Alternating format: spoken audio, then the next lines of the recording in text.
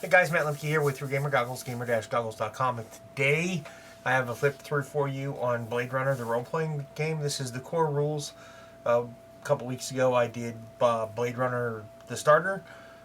From what I saw of, my initial just kind of look, I didn't really read these yet. The full rules are in the box set, or the starter. So, very first thing you see is a map of the city of central Los Angeles as you open it up, and then you go to the credits along with the table of contents, this is how Free League Press does this. Which, by the way, I should mention at this point in time that this was given to me by Free League to do a review on. I hope to get a couple of playthroughs in with the box set very soon, the starter. And the very first chapter is basically your background. It is your preface, your introduction. The art is like this through the whole book. It's really good. They do a really good job, in my opinion, of capturing the flavor of the original movie. And with all the darkness, this kind of gives me I'll say a dystopian kind of feel with the motifs that this storyline challenges, which is the storyline from the original movie of replicants and an investigator going out after replicants. You're going to see a lot of things like this where the timeline is on an angle with the different point plots set out with the description in that fashion. Here's your welcome to Los Angeles, and it's 2037. There's a lot of little blocks like this that you read together throughout the book. The key themes of the game are corporate intrigue, drama, character drama, so you're going to develop your characters through the course of their growth, and science fiction action, along with moral conflict and soul searching.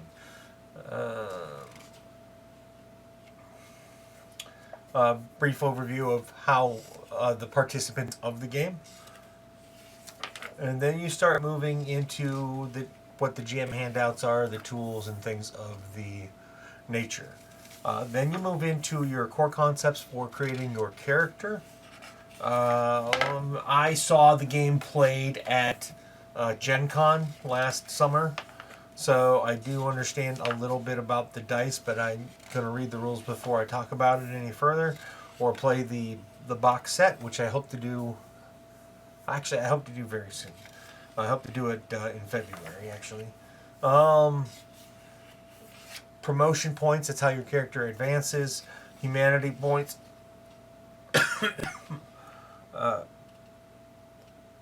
Are handed out by the game runner at the end of the session as well, but they perform a different performing acts of compassion for performing acts of compassion and humanity throughout the game. And then they have the different, I'll call them archetypes or character classes. You have an analyst, you have a city speaker, and of course everyone's going to have a little bit of a breakdown. I'll zoom in. There. They're going to have different breakdowns. So they have the key attribute. Key skills for the Doxy is hand-to-hand combat, mobility, and manipulation. They have 8 points of chin. And then they have, for their appearance, you roll a d3 if you want to do everything at random. Same thing for name. You can name them at random. Got a lot of glare. And then you have an enforcer, the fixer, the inspector, which is the main character in the movie, skimmer, and then the next chapter is a lot about your skills and specials and how they work. This starts at about page 59 and runs through 61. And then you have your combat and chases portion. Zones, range, rounds, initiative, goes through all your rules for it. The book is very dark and dystopian, like I mentioned before. That with I had to dim one of my lights because it was giving me too much glare. So that might be why. But I mean, the art is absolutely gorgeous. The paper is a thick gloss and embossed. There's not a lot of art like there is in some other books. There's a lot of these tables and charts. Core rules, stress, things about your other hazards. There is a ton of full page art as well. And then right now we are actually into chases and vehicle combat. And this is chapter 4, and we're about halfway through the book. There's a lot of random charts. The Tale of Two Cities. I believe this is the first adventure in the book, or the first campaign style effect for you.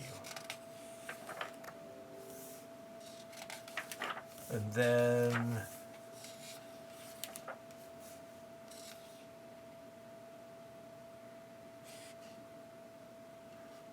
five is still A Tale of Two Cities. This is about maintaining mystery in your games and a breakdown on the different sectors. So there's a lot of world development stuff here. This is still in 5 all the way through. This is going through all the different sectors of the cities.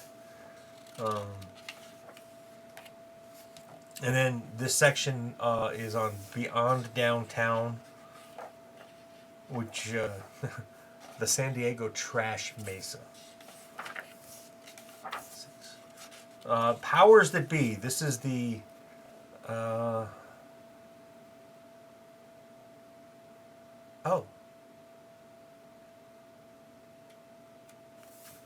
this is an interview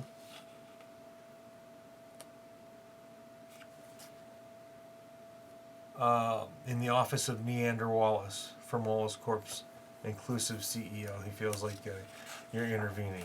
So this is the interview, and then there's a breakdown on government agencies, the Justice Department, the Police Department, a list of other government agencies that you can throw into your game. Special interests, information on how to use the media, criminal enterprises, replicants underground, syndicates, street gangs, and things of that nature. That is what chapter 6 is mostly about. And then there's towards the back of it a little bit farther, there's different information on the replicants, Nexus 1 to 5, 6, 8, and 9. 7 is down here in black. And then replicant in life. Now, with that being said, the core rules, you're actually playing you're not playing a replicant. That was what the Kickstarter Replicant Uprising was for. That might not be the name, but they did a replicant Kickstarter where you can play a replicant, and that takes a different facet of the game. The game is very investigative, and you are trying to run down replicants and discover things of that nature. And then chapter 8 is about, chapter 8's not about, part of this chapter in 7 is about building your reputation, how you leverage your assets, how you gain street cred, I guess. That's an important part of the gameplay from what I saw at Gen Con. And then tools of the trade. This is going to be all your different types of equipment, the different weapons of the field, and things of that nature.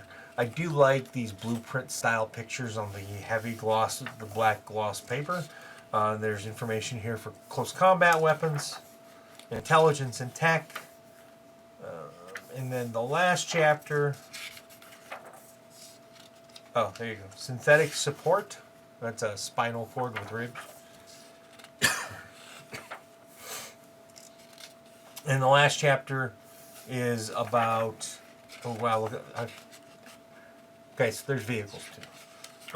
But the last chapter is about your different, how to run a Blade Runner. or running a Blade Runner. So it tells you right here, let's zoom in, that Blade Runner is not like other RPG or role-playing games. Sure, there's action adventure, but the stories you create at the table will also explore issues, philosophy, morality, and dive deep into personal development of the player characters. This chapter is actually for the game master or the guy running the game, so that it makes their life a little bit easier to do the job. Now, with that said, you have to all know the rules. This chapter is only about 10 pages long, but if you've run adventures in the past or you're familiar with the setting, this should be a very beneficial setting for you. You know, it goes over the key themes in the game system, going scene by scene, splitting the party, setting the mood, the anatomy of a case file, which everyone is, you know, participating in at the table. And then it has a further breakdown. This is actually a case file for you to use. Electric Dreams, prelude, briefing, situation, count down the characters in it, the different locations you'll use, playing investigations, city travel locations, all that type of information is in here. It breaks it down at one thing at a time. One thing I'll say about this book is that little bit has actually helped me set the pace a little bit differently for some of my other role-playing games that I play in. So, Blade Runner, guys, it's a really cool-looking game. The starter was amazing. Most of the rules are in the starter, so if you want to, you know, jump in and try it with the starter, it has a full adventure. This book is, I think, I don't know what it retails for. It's not on the back of the book. But if you're into Blade Runner was probably one of the better games that I was exposed to in 2024, and I really look forward to playing it in 2025. Thank you guys for watching. Have a great day.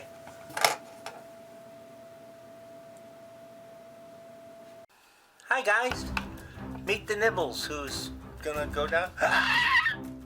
She just decided not to go down my back, so we'll do this for her so she's comfy. Thanks for watching my video, and I appreciate it. Please hit the like button and share it if you know somebody who might be interested. And of course, there's always Twitter and the Facebook thingy, and soon I have a newsletter coming. That'll be down there or in the link below. And my kitty cat loves that idea. So anyway, there was one more thing. Oh yeah, subscribe. Be a part of my community, our community. Let's make it grow together. See you guys at a con somewhere, or a local store, or if I'm driving through the country, maybe a game club. I don't know, you're not going to go knock down my camera. Bye guys.